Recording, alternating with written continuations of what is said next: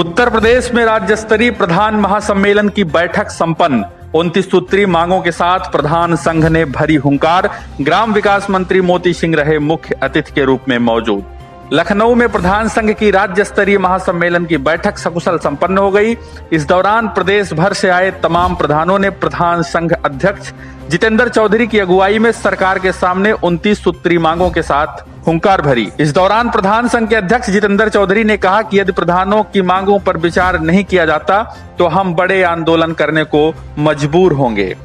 मुख्य अतिथि के रूप में ग्राम विकास मंत्री मोती सिंह ने प्रधानों को आश्वासन दिया कि उनकी मांगें जरूर मानी जाएंगी और किसी भी प्रधान की अनावश्यक जांच नहीं होगी। इस दौरान हमारी टीम ने प्रधान संघ के कई पदाधिकारियों से बातचीत भी की और उनके दर्द को साझा किया।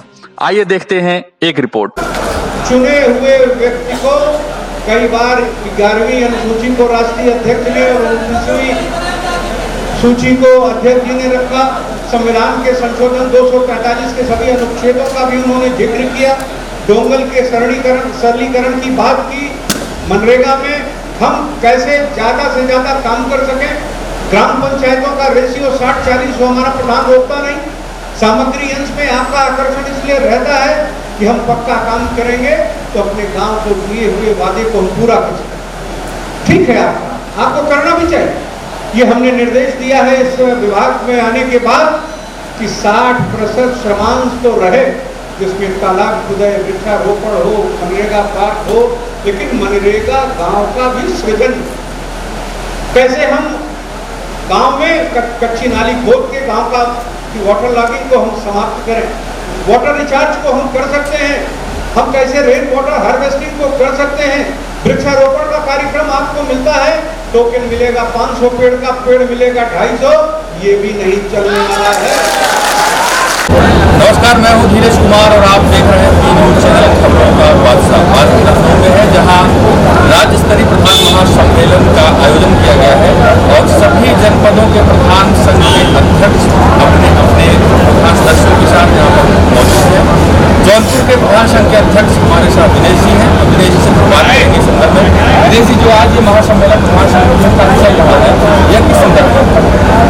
आज का जो राज्य स्तरीय सम्मेलन हम लोग बुलाया गया था, 73 संविधान संशोधन के अनुसार हम लोग जो मांगे हैं वो राज्य सरकार पूरी करे और हम लोग चाहते हैं कि राज्य सरकार अगर हम लोग मांग पूरी करती है तो हम लोग उनके साथ हैं, नहीं तो आर पार की लड़ाई लड़ेंगे। हम चाहते हैं कि हमारे प्रधान साथियों का जो है मान सम्मान बना रहे, उनके अधिकारों में कोई हस्तक्षेप न करे, क्योंकि 73 संविधान संशोधन के अनुसार 3 राज्यों में जो पूर्ण 29 अधिकार दिए गए हैं, केरल जैसे असम और राज्यों में 29 अधिकार प्रधानों को दिए गए हैं। मैं आप लोग चाहते हैं बापू जी के जो सपने हैं वो पूरे हों। जब 29 अधिकार हम लोग प्रधान साथियों को मिलेगा तभी हम लोग जो है बापू जी का सपना पूरा होगा। हम चाहते हैं कि राज्य सरकार हम लोगों की आवाज़ आपके माध्यम से, आपके चैनल के माध्यम से हम लोगों की मांगे पूरी करें। जो भी हम लोगों की मांगे हैं उस पर सरकार गंभीर रूप से सोचे और उसका पूरा करने का प्रयास करें। हमारे प्रधान साथी जो फर्जी जांच में फंसाए जाते हैं, उनका पीड़न होता है, राज्य सरकार से अनुरोध है कि उस पर गंभीर रूप से सोचें, क्योंकि अब आने वाला समय चुनाव का है। तमाम गांव के लोग विरोधी पक्ष से सक्रिय हो जाएंगे। हमारे ग्राम प्रधान साथियों की जांच के लिए एक पन्ने एक खुले में भेजते रहेंगे। हमारा ग्राम प्रधान साथी परेशान होगा, मानसिक रूप से वो परेशानी में रहेगा। इसलिए हम राज्य सरकार से चाहते हैं कि इस पर जो है रोक लगाए। अगर कोई भी हमारा प्रधान साथी इसमें अगर गुनाह फंसाया जाता है तो हम लोग आर पार की लड़ाई लड़ेंगे, सड़कों पर उतरेंगे, धरना प्रदर्शन करेंगे, सरकार को बता देंगे कि प्रधान साथी क्या होता है। तो ऐसी राज्य सरकार से, जो कि अभी कुछ दिनों पहले मीडिया के माध्यम से देखा गया, तो उन्होंने स्पष्ट कहा कि हम सभी ग्राम प्रधानों की जांच करेंगे। उन्होंने नियमितता बरती या अनियमितता, ऐसी राज्य सरकार से क्या अपने 29 सूत्री जो मांगे हैं उनको पूरा करने की उम्मीद रखते हैं? हम लोग यही चाहते हैं कि राज्य सरकार हम लोगों की मांगे पूरी करे। हम नहीं चाहते कि जांच न हो, जांच हो, हमारे प्रधान साथियों की जांच हो, सांसद विधायक की भी जांच हो, सीडीओ, डीएम और जितने भी ऊपर के हम लोग अधिकारी उनकी भी जांच हो। हम लोग चाहते हैं, हम लोग निष्पक्ष भाव से काम करते हैं, गांव की जनता की सेवा में लगे रहते हैं, क्यों हमारी ही जांच हो। सांसद विधायक, डीएम, सीडीओ, डीएम जो भी है, सब इन लोगों की भी जांच होनी चाहिए और हम लोग पूर्ण रूप से आश्वासित हैं कि यह सरकार हम लोगों की मांग को पूरा करेगी। प्रधान संगठन के जिलाध्यक्ष जौनपुर दिनेश जी ने बताया कि न केवल ग्राम प्रधानों की जांच हो बल्कि सिस्टम में लगे हुए सभी अधिकारियों की भी जांच होनी चाहिए, उन विधायकों की मंत्रियों की भी जांच होनी चाहिए जो समाज सेवा के नाम पर जाने जाते हैं। ये बहुत अच्छा कदम होगा अगर ये बातों को, इन बातों को जो प्रधान संघ के अध्यक्ष महोदय कह रहे हैं, अगर इन बातों को सरकार संज्ञान में ले और सभी की जांच कराए तो निश्चित रूप से समाज में विकास होगा। आगे हम और भी सदस्यों से बात करेंगे। देखते रहे पी न्यूज चैनल, खबरों का बादशाह। नमस्कार, हमारे बीच में है सुजानगंज के मीडिया प्रभारी जो प्रधान संघ के हैं, जौनपुर के अंतर्गत आता है सुजानगंज ब्लॉक, और हम आपसे बात करेंगे। आज जो प्रधान संघ का महासम्मेलन है राज्य स्तरीय, तो इसमें आप लोग किस लिए आए? हम लोगों का मुख्य है कि जैसे प्रधान को ये माना जाता है, विधायक है, एक सांसद है, वैसे ग्राम प्रधान भी एक डीएम माना जाता है। जैसे हम लोगों का आवास की सूची थी, आवास की सूची का नाम कहने को ये कहा जाता है कि प्रधान नहीं दे रहे हैं। अभी तक हम लोगों का आवास की सूची नहीं स्वीकृत की गई है। एक भी पेंशन, सारे फार्म ऑनलाइन हो चुके हैं, पेंशन नहीं स्वीकृत हो रही है। कहने के लिए ये किया जा रहा है कि प्रधान कार्य नहीं करें। आज 6 महीने से हमारा राज्य वित्त 14वां वित्त का खाता सीज है, कोई कार्य नहीं हो रहा है। मनरेगा से जो कार्य करने का टाइम से जो है भुगतान नहीं मिल पा रहा है, पक्के काम का भुगतान नहीं दिया जा रहा है। तो तमाम समस्याओं को लेकर के जैसे हम जनता से चुन करके आए हैं, जनता ने हमसे बड़ी उम्मीद रखी है, जनता ये आशा करती है कि हम इनको प्रधान बनाए, हमारा काम करेगा और साल भर के बाद पुनः हमको जनता के बीच में जाना है। अगर हम जनता के मानसिकता के आधार पर, सोच पर खरे नहीं उतरेंगे तो शायद हमें जनता नकार देगी। अतः हम लोग अपने अधिकार की लड़ाई लड़ने आए हैं। हमें आवास दिया जाए, हमारे गांव के गरीब लोगों को पेंशन दिया जाए और जो रास्ते हैं, जो ग्राम पंचायत का बजट है, उस बजट को बढ़ा करके हमें पैसा दिया जाए और जांच हमारी की जाए। जांच से हमें डर नहीं है, जांच हमारी की जाए, लेकिन जांच के नाम पर अधिकारियों द्वारा ग्राम प्रधानों का शोषण नहीं किया जाए। यदि ऐसा राज्य सरकार करती है तो उसे बहुत बड़ा परिणाम भुगतना पड़ेगा। प्रधान संघ के मीडिया प्रभारी आप सुजानगंज जी, आपने यह बताया एक बहुत अच्छी बात है। इसमें 14वें वित्त का जो खाता सीज है, सरकारों को जांच से पहले अपनी कमियों को सुधारना चाहिए, उन खातों को खोलना चाहिए, या मनरेगा का जो विलंब से भुगतान हो रहा है, इन सब चीज़ों को पहले सुधार करना चाहिए।